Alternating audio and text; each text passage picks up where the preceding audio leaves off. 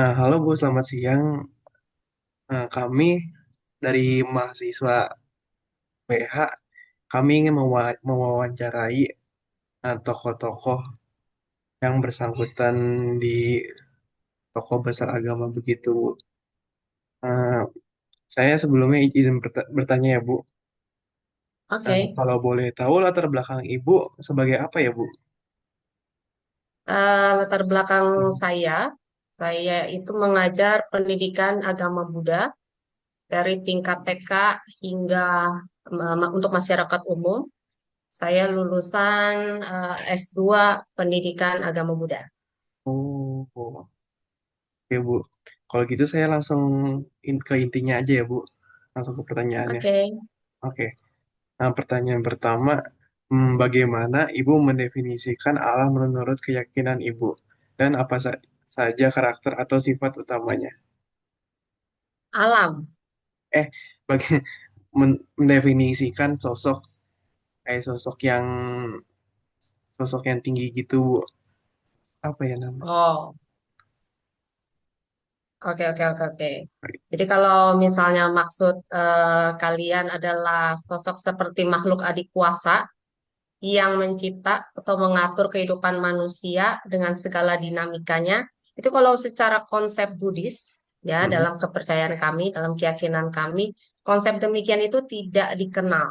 Jadi Tuhan yang salah satu contohnya saya Tuhan yang Maha Pencipta dan Maha Pengatur. Nah, secara konsep Buddhis tidak dapat kami terima. Bukan berarti dalam konsep Buddhis kita tidak memiliki konsep ketuhanan ada. Cuman memang makhluk adik kuasa yang mengatur, mencipta kehidupan manusia itu tidak dapat diterima karena kemungkinan bila seseorang pandangannya itu keliru terhadap konsep ini, kemungkinan itu akan timbul pandangan yang salah, itu kemungkinannya besar banget, ya. Jadi justru ketika seseorang dihantam permasalahan yang bisa dikatakan berat, itu keimanannya mudah sekali goyah bila konsep demikian dipahami dengan cara yang keliru. Makanya dalam konsep Buddhis itu tidak dikenal adanya makhluk yang tadi ya, yang kamu sebutkan, adik kuasa, di mana manusia itu bisa menggantungkan hidupnya pada makhluk tersebut. Nah, itu tidak diterima. Jadi secara Buddhis, umat Buddha itu kalau ingin mendapatkan atau meraih kebahagiaan duniawi atau kebahagiaan spiritual itu harus mengandalkan dirinya sendiri.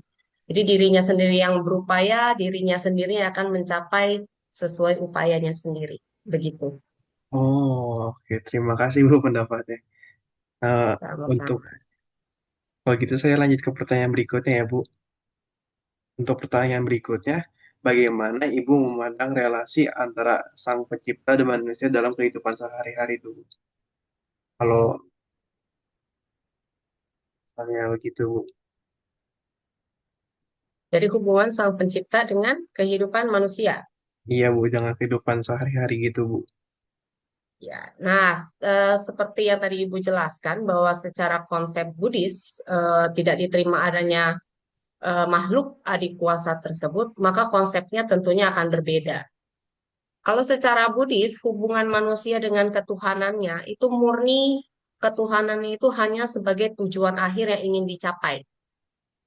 Ya kayak goal tertingginya kita itu kalau kita bilang simpelnya itu ingin mendekatkan diri kepada Tuhan. Oke, itu simpel secara umum kita goalnya itu ingin mendekatkan diri kepada Tuhan. Nah, cara mendekatkan diri kepada Tuhan secara konsep Buddhis bagaimana? Ya, salah satunya itu adalah menjalankan moralitasnya, berbuat kebajikan, menjadi orang yang bermanfaat bagi dirinya sendiri maupun orang lain. Itu hubungannya. Oh, terima kasih, Bu, pendapatnya. Untuk pertanyaan berikutnya akan dilanjutkan oleh teman saya, Bu, si Fernando, Ibu. Oke. Pertanyaannya, eh, apakah Allah merupakan pribadi yang bisa berinteraksi secara langsung dengan manusia atau tidak, menurut Ibu? Kembali lagi ya, kita seperti yang sudah saya uraikan sebelumnya, bahwa dalam konsep Buddhis kita tidak mengenal sosok adik kuasa yang mengatur, tapi tentunya kita mengenal ada yang namanya hukum alam. Nah, hukum alam ini bekerja tanpa intervensi dari makhluk apapun. Supaya manusia itu bisa punya kualitas kehidupan yang baik, punya kebahagiaan yang ingin dicapai, tentunya manusia itu harus hidup selaras dengan hukum-hukum alam ini. Nah, itu secara konsep Buddhis. Jadi, secara konsep Buddhis tidak bisa diterima bahwa kita harus menyenangkan hati dari makhluk adik kuasa ini agar memberikan anugerah dan kita bilang berkatnya. Karena anugerah dan berkat itu adalah sesuatu yang harus diupayakan manusia dengan cara hidup selaras dengan hukum alam ini. Begitu. Ya, lanjut pertanyaan yang kedua ya Bu dari saya. Pengertian dosa menurut ajaran agama Buddha. Dosa. Oke. Iya. Kalau berbicara mengenai dosa, kalau menurut konsep Buddhis, semua perbuatan yang merugikan diri sendiri dan orang lain itu disebut perbuatan buruk. Kami tidak mengenal kata dosa, kami hanya mengenal perbuatan baik atau perbuatan buruk. Dan perbuatan baik dan perbuatan buruk ini tentunya ada konsekuensi yang harus diterima oleh si pelaku. Jadi kita tidak mengenal konsep kata dosa, yang ada hanya perbuatan baik, perbuatan buruk. Nah, kalau secara umum yang kita kenal dosa itu kan hal-hal yang tidak baik. Nah, maka kita menyebutnya itu sebagai karma buruk. Oke, terima kasih Bu. Oke. Oke, baik, Ibu. Saya akan menanyakan beberapa pertanyaan lagi. Menurut Ibu, apakah manusia ini sejak lahir sudah berdosa atau justru malah masih dalam keadaan suci? Menurut Ibu itu gimana, Ibu? Oh, kalau bayi nih, kalau kita dilahirkan nih. Nah, kalau secara konsep Buddhis, manusia yang dilahirkan itu membawa semua potensi perbuatan yang pernah dilakukan di kehidupannya yang lampau. Jadi secara Buddhis kita mengenal kehidupan itu bukan saja kehidupan ini aja, tapi juga ada kehidupan lampau dan ada juga kehidupan-kehidupan berikutnya. Nah, seseorang yang dilahirkan kayak bayi yang baru lahir, itu kalau secara konsep Buddhis itu tidak dalam keadaan suci, tapi membawa potensi semua perbuatan baik atau perbuatan buruk yang pernah dia lakukan. Jadi bisa dikatakan kita ini saat ini itu adalah produk kita di masa lampau. Ya, jadi kita sudah bawa segala potensinya.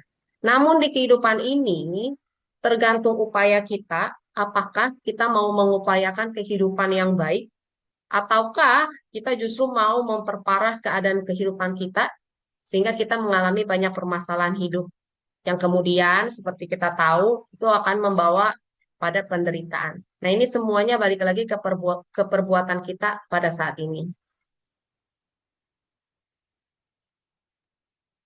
Oke, baik, Ibu.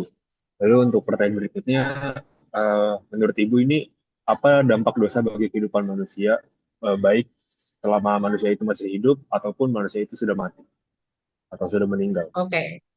Secara konsep Buddhis, kita mengenal yang namanya hukum karma tadi, atau hukum karma.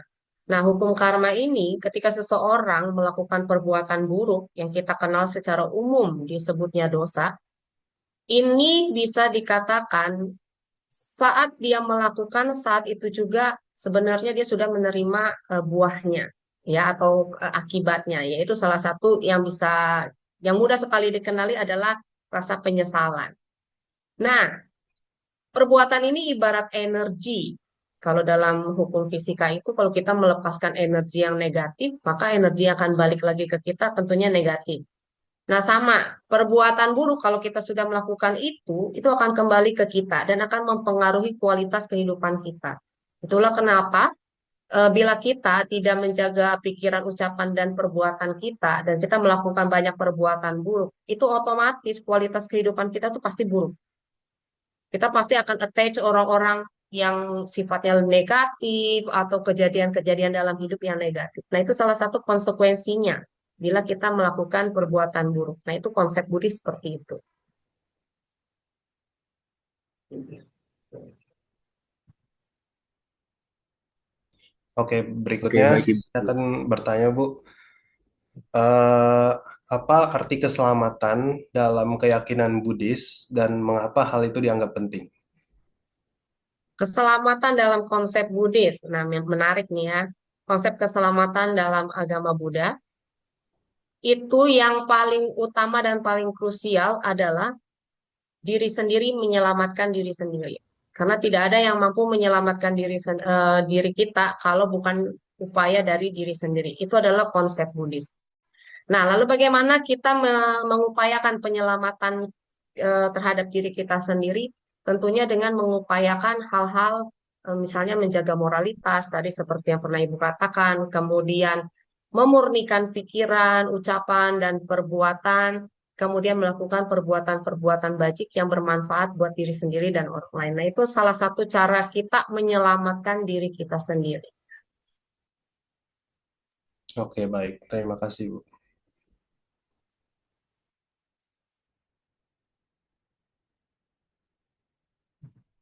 Ada lagi? Oke, Bu, lanjut pertanyaan dari saya. Eh, Menurut Ibu, apakah keselamatan ditentukan oleh iman, perbuatan, atau kombinasi dua-duanya? Dan boleh berikan penjelasan yang lebih detail. Oke. Oke, hubungan iman dan keyakinan serta keselamatan. Nah, secara konsep Buddhis, keimanan itu bisa disamakan dengan keyakinan. Nah, dalam konsep Buddhis tidak dikenal adanya kepercayaan yang membuta. Jadi keimanan dalam konsep Buddhis ini, jika seseorang ingin membangun keimanan dalam konsep Buddhis, maka yang harus dia lakukan adalah belajar dulu. Sampai dia memahami konsep kebenaran itu, cocok tidak dengan diri dia, dengan apa yang dia cari. Kalau cocok, biasanya dia akan mencari lebih, dia akan menggali lebih. Nah, pengetahuan-pengetahuan yang dikumpulkan inilah yang kemudian akan membentuk sebuah keyakinan. Jadi bukan kepercayaan yang katanya doang, tapi ini benar-benar melalui analisis mendalam dan lain sebagainya. Sehingga dia melihat bukti-bukti nyata dari kebenaran-kebenaran yang dia cari ini benar atau tidak, cocok dengan dia atau tidak. Nah, biasanya akan timbul yang namanya keyakinan ini, ya. Kalau secara umum kita nyebutnya ya iman.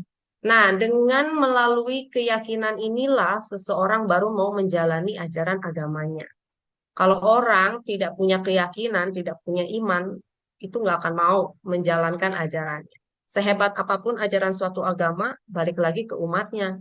Kalau umatnya bisa punya atau membangun keyakinan yang kokoh, maka secara otomatis dia akan mau menjalankan semua ajaran agamanya. Nah, ini juga bisa diterima secara konsep Buddhis. Oke, Bu. Berarti maksudnya keselamatan itu bersifatnya bisa berubah ya, dan bukan tetap. Jadi karena perlakuannya orang, perbuatannya orang itu bisa merubah kayak keselamatan untuk dia sendiri gitu ya, Bu ya. Betul. Keselamatan manusia itu diupayakan oleh dirinya sendiri secara konsep Buddhis. Oke. Bayangin kalau seseorang itu ya tadi banyak melakukan perbuatan buruk, itu kan namanya dia menjerumuskan diri dia sendiri kan. Tapi kalau misalnya dia menjaga kualitas dirinya dengan baik, menjaga moralitasnya dan lain sebagainya, dia berarti mengangkat derajatnya, menciptakan keselamatannya sendiri. Aku ada satu pertanyaan lagi ya, Bu. Oke, Apa arti dari Sabe Sata Bhavantu Sukhiyatata? Sabe Sata Bhavantu Sukhitata. Oke, kata Sabe Sata Bhavantu Sukhitata itu artinya adalah semoga semua makhluk hidup bahagia. Jadi semua makhluk. Jadi dalam konsep Buddhis makhluk itu bukan cuma manusia, tapi benar-benar semua makhluk. Ya, binatang, dari yang besar sampai yang kecil dan lain sebagainya. Jadi kita mengharapkan kebahagiaan semua makhluk. Karena di dunia ini apapun yang kita lakukan, apapun yang kita perbuat, itu sebenarnya motivasinya cuma satu. Kita tuh cuma pengen happy. Kita cuma pengen bahagia doang, ya kan? Sama semua makhluk juga pengennya bahagia. Jadi itu pengharapan yang baik dari umat Buddha. Oke, Bu. Thank you, Ibu Tina. Balik ke Oke. Anzanel. Oke, makasih ya Bu atas waktunya. Udah. Udah Bu, wawancara dari kami mungkin itu saja Bu. Mohon maaf jika ada Oke. kata-kata yang tidak mengenakan. Yang dari kami. Terima